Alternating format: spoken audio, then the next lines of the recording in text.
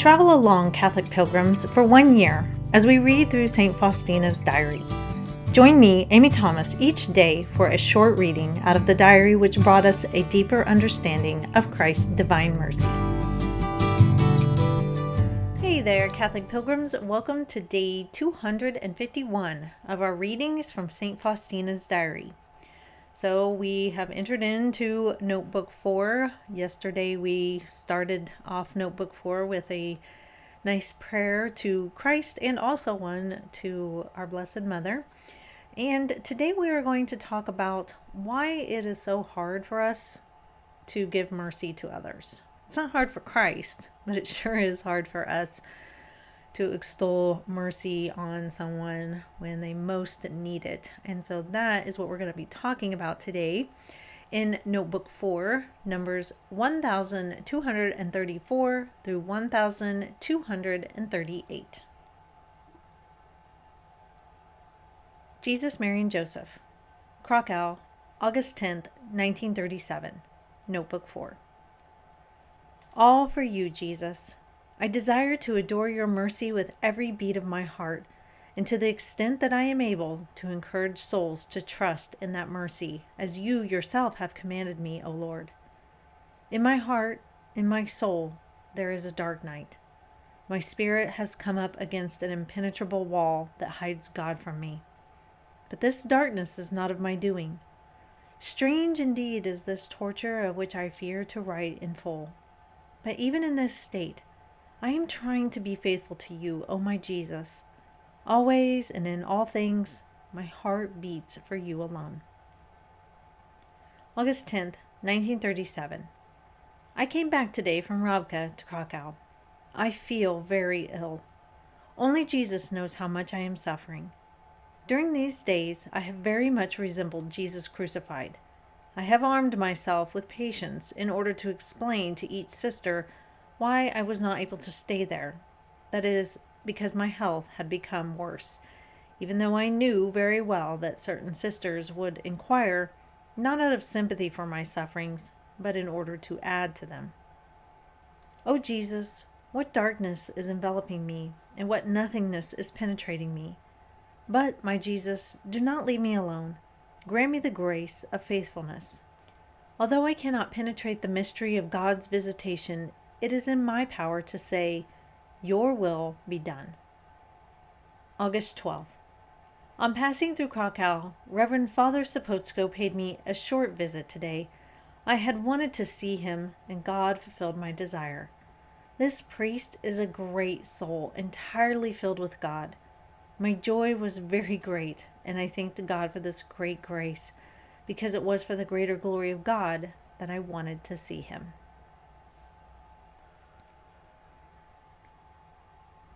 What I wanted to do today was just talk about some of the reasons why it is so hard for us to give mercy to others.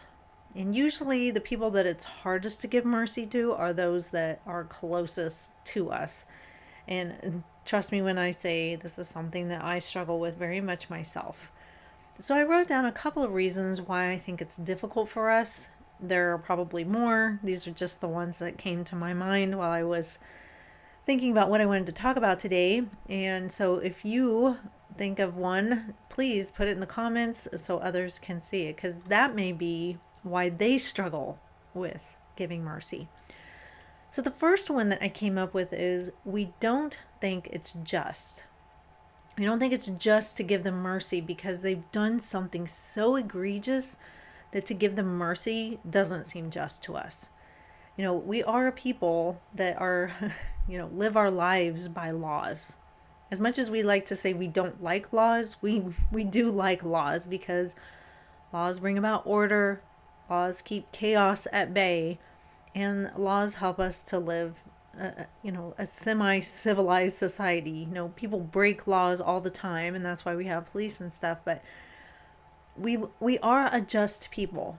We have been for the longest time. I mean, you look back into the ancient civilizations, and a lot of them had some kind of court system, not like our modern day one, but there was something along those lines, because if somebody did something wrong, justice needed to happen.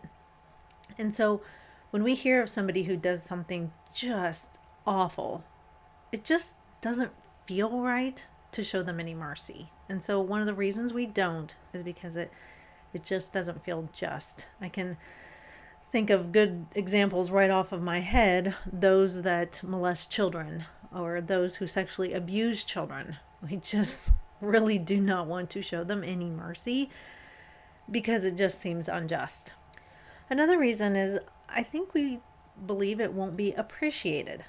So if I show a person mercy, they won't appreciate it, then what's the point? The point of mercy is to change somebody's heart. And if this person is like super stubborn and totally grounded in their ways and they're doing something wrong and they've been treating me wrong or something like that, and if I show them mercy, they may not appreciate it whatsoever.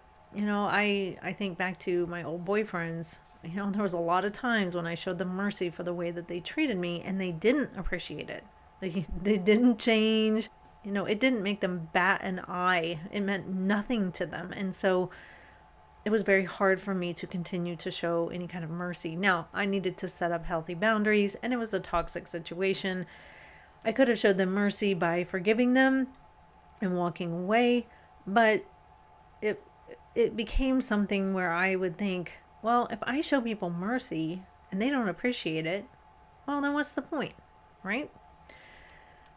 Another thing that I thought of was they think that they can just keep doing that bad behavior again. Usually we're trying to show mercy on someone who's doing something wrong, someone who's sinning, and so we're going to show them mercy and hopefully they'll come around.